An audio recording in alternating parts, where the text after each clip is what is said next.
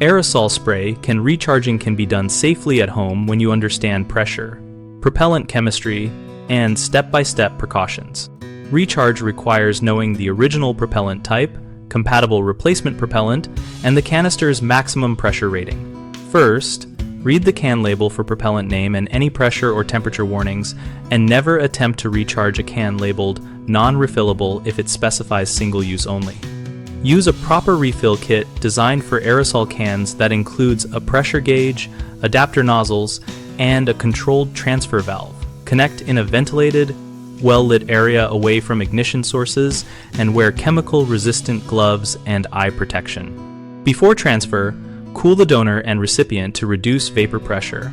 Clamp the assembly securely and open valves slowly while monitoring the pressure gauge to avoid overpressurization. If the propellant is a liquefied gas like dimethyl ether or hydrocarbon blends, understand that small temperature changes change pressure significantly, so perform a test transfer with a disposable can first. After filling, check for leaks by submerging the can briefly in a tray of soapy water and watching for bubbles. Then allow the can to equilibrate to room temperature for at least 1 hour before use.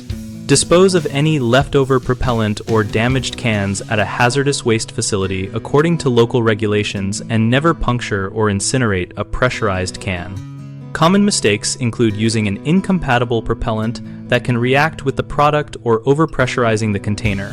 Prevent this by matching propellant chemistry and observing the original pressure rating, and always use a gauge. Another issue is poor sealing at the adapter or valve, leading to dangerous leaks. Secure fittings, use thread seal tape rated for gases, and test with soapy water immediately after filling. Finally, many people skip adequate ventilation and personal protective equipment, which increases inhalation and fire risk.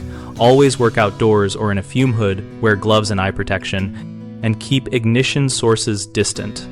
BigHomeProjects.com connects homeowners with local contractors and helps contractors find work through project listings and community interaction.